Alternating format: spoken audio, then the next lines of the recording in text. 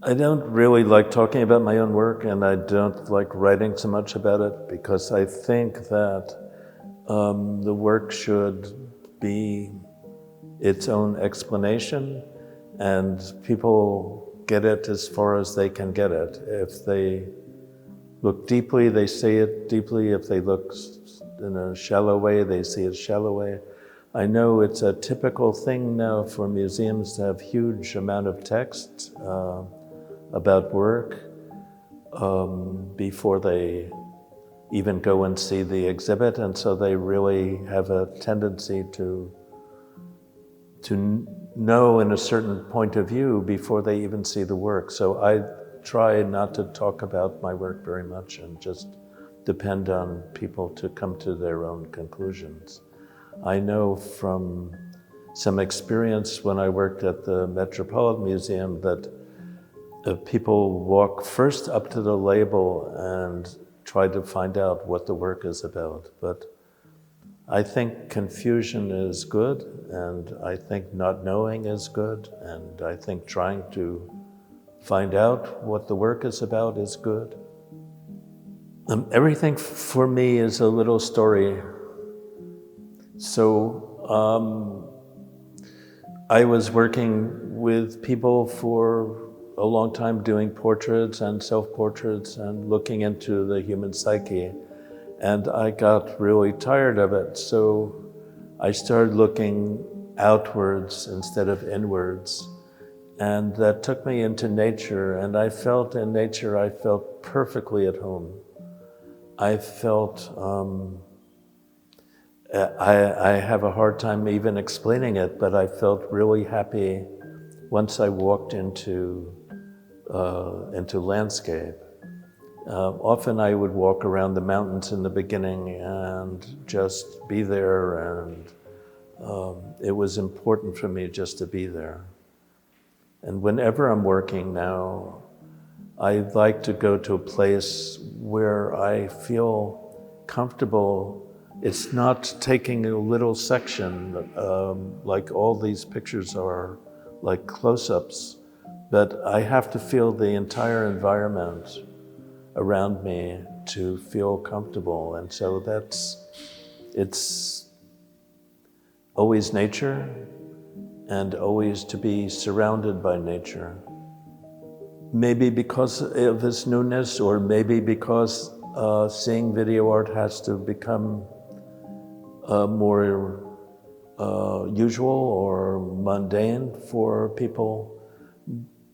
They have to be able to make the distinction between what's on television or what's on their phone or what's on their iPad and what art is, even though it uses the exact same tools.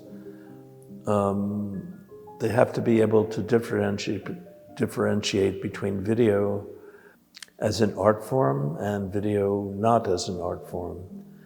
And I always, it's important for me to feel that people understand that distinction. So I think that,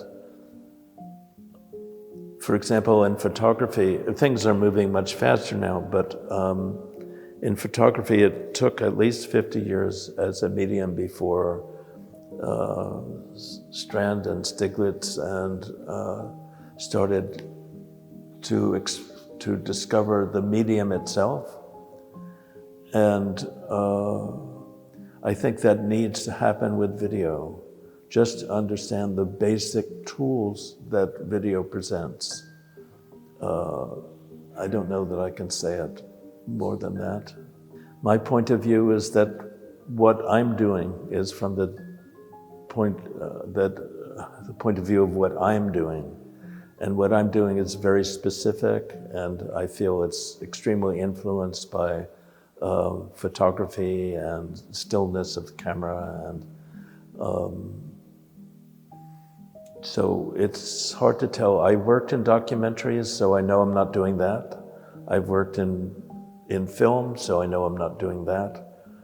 There's a distinction between an art form. I'd like to say in an art form, it's the artist is working alone, but I know that Bill Viola doesn't work alone. I know that the Wilson sisters don't work alone. I know that a lot of artists don't work alone anymore, so that's not the criteria. Perhaps the criteria is if the person says it's art, and if they say it's documentary film, it's documentary film. In some cases, it's hard to see the distinction between the two. In my case, that's not true. There's no confusion between what I do in a documentary film or a still photograph or motion picture. Or I have to live in my own presence. I know it's 50 years since the retransition, and it's 50 years ago for me. I'm still alive and still making work, and if I looked back, Bob Dylan said he's an artist, he don't look back. I feel that's true for me. I have to be here in the present now and look forward. I can't look back. I know other artists do, I can't. I don't get any pleasure from looking backwards. When we talk about sculpture, do we talk about someone like Michelangelo sitting around and carving stone? No. We can't talk about someone who works in a foundry or someone who puts a blob of molten steel and puts it on the floor and says, that's my sculpture. It has nothing to do with sculpting. So I wonder lately myself if I'm a painter. I work with color, I work with light, I feel myself in the tradition of painting, but I know very well that I don't want to work with paint. I grew up with television, I grew up with video, I grew up with working with this medium, and I'm very seriously committed to this as a medium, but I'm also think of myself in the tradition of painting, as you say. So your question also is, why am I not a painter if I believe in the tradition of painting? But I think, for one thing, I like the time dimension in my work. I like the fact that it's moving, that it's breathing. There was some elements in Duchamp's, I'm forgetting right now what piece it was, but Les Tout-Données. There was some aspects of Les Tout-Données that had movement in it. And there is, of course, sculpture that was moving, but the aspect, the movement in time, that dimension in time rather than in space, seemed to me an extension of painting. So I feel, in many respects, that I'm just moving along in painting a little bit. Now, not 50 years ago. There's always been a strong painting quality in my work, and I started out as a painter when I was 13, and I painted until I was 23. So it's a major influence. I go to museums quite a lot, less now because I live in this outside of New York, but it's extremely important to me. I probably am more interested in painting than any other form of art historically. And I just see myself as continuing. I don't know, I have a fondness for all painting. I was looking at some painting from medieval time or 14th century.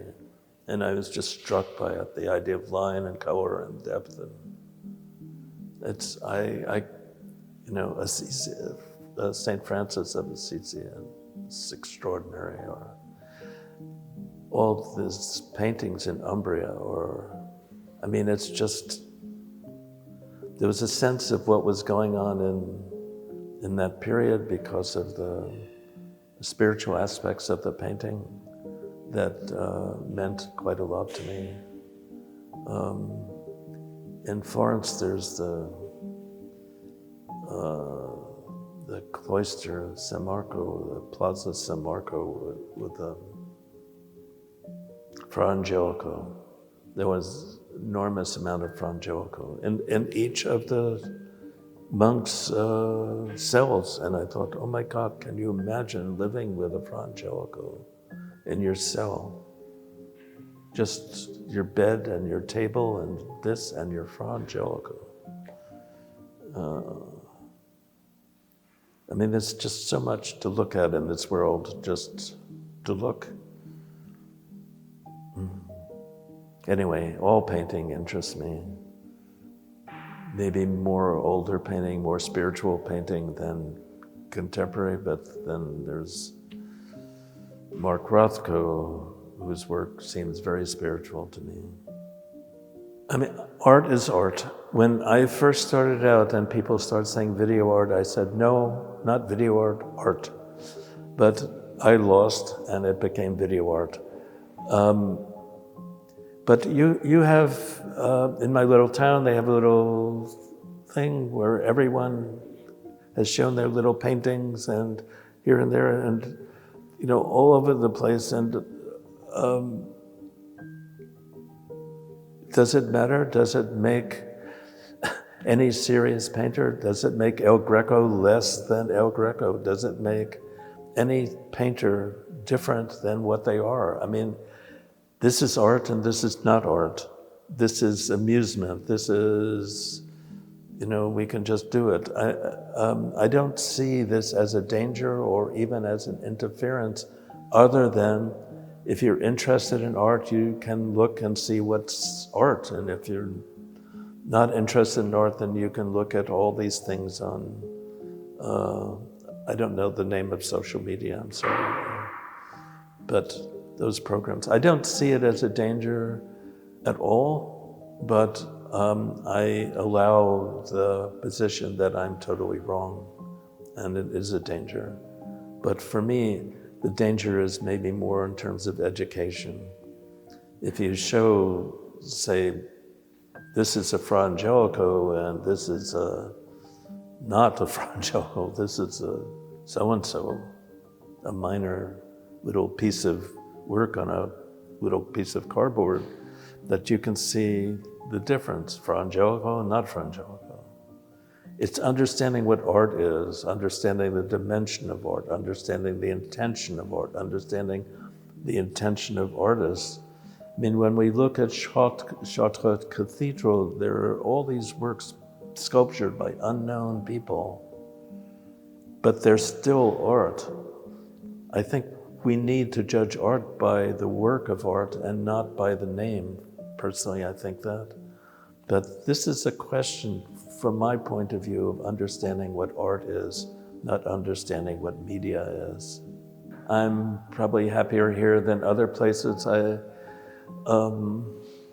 There is a sense, let's say there's a sense of art that is better than anywhere else. Sense of clothing, sense of architecture, sense of landscape that is better than anywhere. I know near Umbertide that I'd walk down this thing and I'd pass a field of sunflowers, and I felt that this is, you know, this is God's work. I'm in the presence of art here. It's a field of sunflowers. In writing about architecture, people in Italy, they say, never put this thing on top of a mountain, put it a little bit down and facing in this direction, and so when the winds come through here, I mean, that's extraordinary thinking. And whereas in Greece, it's so popped on top and it's like, you know, it's nothing for me. So I hope this isn't playing in Greece, but anyway. I feel comfortable with the culture and the sensibility, and I'm just very at home here, very comfortable. More so than where I live, but I live in a little village 100 kilometers from New York City, so, but still,